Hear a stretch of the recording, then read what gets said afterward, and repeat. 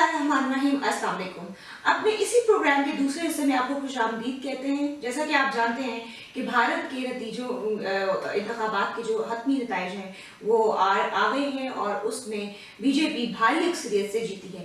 इस सारे का भारत के पाकिस्तान के साथ ताल्लुकात पे क्या असरात होंगे और खत्ते में यानी जनूबी एशिया पर इसके क्या असरात होंगे, इसके ऊपर हम बात करते हैं। जी डॉक्टर फारूक अस्लाम, अब बीजेपी जो आप प्रेडिक्शंस देख रहे थे उसके बरखिलाफ आ गई है दोबारा इक़्तिदार के अंदर, और वही जो पाकिस्तान के साथ एक टसल क्रिएट की लास्ट इन्होंने महीनों में अपने इलेक्शन के होने से पहले, उससे तो एक ऐसा लग रहा है कि अब पाकिस्तान को बहुत ही एहतियात से और बहुत ही डिप्लोमेटिकली और इंटेलिजेंटली मूव करना पड़ेगा। और देखिए, आपने जो कहा ना बरखिलाफ, वो इसलिए कि जो उनका रिकॉर्ड था, यानी 2014 में जो उन्हें वादे किए थे वो वादे उन्हें पूरे नहीं किए, और कांग्रेस बड़े एग्रेसिवली और दूसरी जमातें भी, इलाकाई जमातें वहाँ पे बहुत मजबूत हैं हिंदुस्तान में कुछ इलाकों में, उन्होंने भी बड़े जोर से ये कहा था कि इन्होंने चूंकि वादे पूरे नहीं किए और अवाम को अपने कहा था कि आप इनको वोट ना दें, इसलिए लग रहा था कि बीजेपी डिफेंसिव पे चली गई है। और कांग्रेस और दूसरी इलाकाई जो जमातें हैं जो वो बड़े जोर से कह रही थी कि अब लोगों को कह रही थी कि इन्होंने आपसे एक वादा भी नहीं निभाया, इन्होंने कोई नौकरियां नहीं दी, इन्होंने किसानों के लिए कुछ नहीं किया,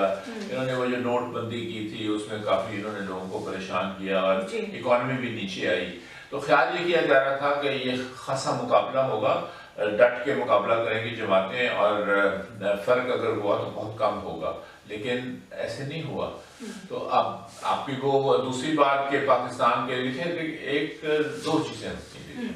एक ये होती है कि जो लीडर्स हैं वो इलेक्शंस के दौरान बहुत से नारे लगाते हैं जिनका हकीकत से ताल्लुक नहीं होता, और जब वो पावर में आते हैं तो उनको हकीकत नजर आती है तो वो फिर अपनी पॉलिसीज को मुख्तलिफ अंदाज से चलाते हैं। हम देख रहे हैं कि हाल ही में ये ट्रेंड बदला है। जिस तरह ट्रम्प की आप मिसाल दे सकते हैं, डोनाल्ड ट्रम्प ने बहुत सी बातें की, मुस्लिम हेटिंग की और मुस्लिम बैन की, दीवार बनाने की मैक्सिको के साथ, ओबामा केयर को ख़त्म करने की, और इस किस्म की उसने कि मैं ट्रेड वॉर करूँगा पूरी दुनिया के साथ और अमेरिका फर्स्ट वगैरह वगैरह।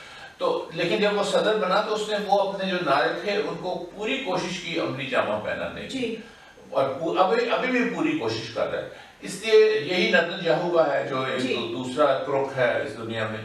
तीसरा मोदी भी, मुझे ये लगता है कि ये पूरी कोशिश करेगा कि इसने जो एक शिद्दत पसंदी और इंतहा पसंदी अवाम में अपने डाल दी है और उनका दिमाग रिग कर दिया है और उनको ख़ास अंदाज में उसको कंडीशन कर दिया है, ये उसी तरफ चलेगा। और वो शिद्दत पसंदी हम देखेंगे उसकी खारिजा पॉलिसी में भी, और ये शिद्दत पसंदी हम देखेंगे हिंदुस्तान के अंदर भी। दूसरी और बात है कि इसकी कैपेसिटी कितनी है ये करने की, क्योंकि दूसरे भी जो है वो इसको रोकेंगे, इसको करने तो नहीं देंगे, और क्या इसके अपने जो अदारे हैं वो इसको सपोर्ट करेंगे या नहीं करेंगे। ठीक है, लेकिन एक और बड़ी अहम बात है, हालिया एक रिपोर्ट आई जिसमें ये बताया गया कि भारतीय जो फौज है वो कश्मीर में बहुत ज्यादा दरअंदाजी कर रही है और उन्होंने टॉर्चर को एक टूल बनाया हुआ है लोगों के खिलाफ इस्तेमाल होने में। और इस सारे का नतीजा क्या आपको लगता है, क्योंकि पहले ही बड़ी एग्रेसिव पॉलिसी है और पहले ही कह रहे हैं कि हम स्पेशल स्टेटस खत्म कर देंगे, कॉन्स्टिट्यूशन में अमेंडमेंट करेंगे और कश्मीर का स्पेशल स्टेटस खत्म हो जाएगा, चीजें बदल जाएंगी, जेनोसाइड शुरू हुआ है कश्मीरियों का, इसके ऊपर कोई असर नहीं पड़ेगा? आपको लगता है कि नहीं पड़ेगा? मुझे तो लगता है कि बहुत स्ट्रॉन्ग इसका नहीं। देखो, इन्होंने बात की है कि 370 आर्टिकल, जी बिल्कुल, और 95A जो कहती वो ये कहता है, एक आर्टिकल ये कहता है कि जो हिंदुस्तान के लोग हैं उनको इजाजत होगी कि कश्मीर में वो जायदाद खरीद सकें।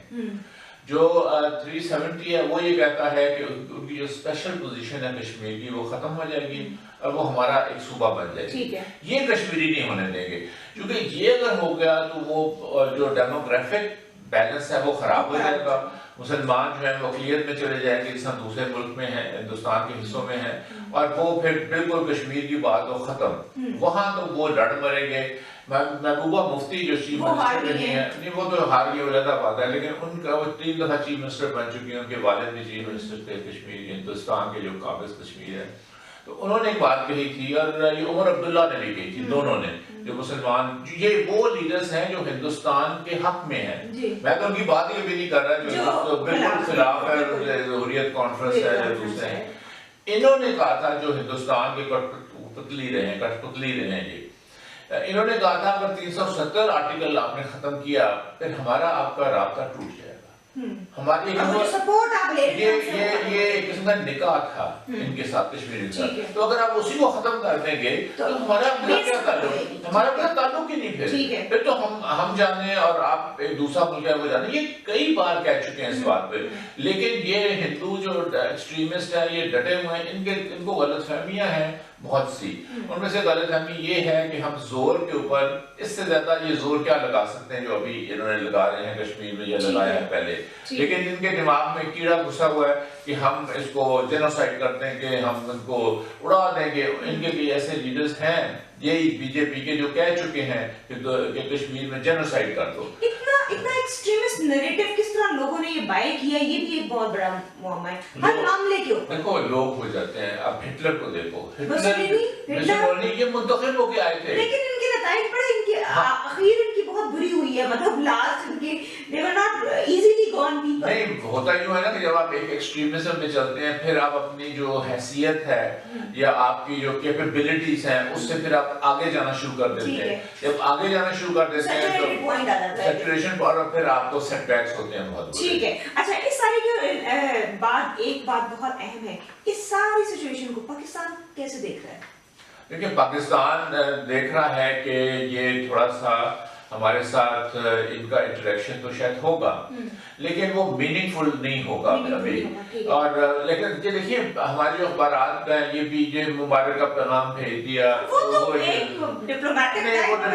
پھر یہ جی وہ قریشی صاحب ان کے ساتھ بیٹھ کے، وہ بڑے تیز لوگ ہیں، وہ بڑے وہ ایکسٹریمسٹ لوگ ہیں. وہ اس طرح نہیں کریں گے. پاکستان کو اپنی پالیسی بنانی پڑے گی اس طریقے سے کہ ایک الائنسز، اب ایران کے ساتھ بڑا اچھا ہوا، وزیر خارجہ ان کے آئے، ایران کے ساتھ اور مضبوط تعلقات بنائے جائیں. اور لگ یہ رہا ہے کہ ہندوستان اب ایران سے پیچھے ہٹے گا کیونکہ تیل لینا تو انہوں نے بند کر دیا ٹرمپ کے دھمکی کے بیچ میں آگے. چار بہا جو ہے یہ جواد ظریف آئے تھے، یہ پہلے وہاں چار بہا سے ہو کے آئے ہیں، وہاں اترے ہیں، یہاں آئے ہیں اور یہاں انہوں نے ایک بیان دیا تھا کہ میں نے وہاں پہ ساری صورتحال دیکھی ہے اور اب وقت آ گیا ہے کہ چار بہا گوادر کو ہم نے ٹوئن پورٹ کے طور پر ہم اس کو آگے چلائیں اور ایک دوسرے کے ساتھ پالیسیز ہم کوارڈینیٹ کریں. اس کا مطلب یہ ہے کہ ان کو ہندوستان نے انڈیا دے دیا ہے کہ ہم یہ جو آپ کے اوپر سینکشنز لگے ہیں اس کی وجہ سے ہم وہاں پہ انویسٹمنٹس نہیں کر سکتے. ٹھیک ہے. سو یہ تھا ہمارا آج کا پروگرام جس کے دو حصے آپ نے دیکھے، جس میں نہ صرف بھارت میں ہونے والے الیکشنز کے اوپر ایک سے حاصل بحث ہوئی بلکہ اس کا خطے پر اور پاکستان پہ اثرات کو بھی ہم نے بغور دیکھا. آگے دیکھتے رہیے گا ہمارے پروگرام. دیکھنے کا شکریہ. اللہ حافظ.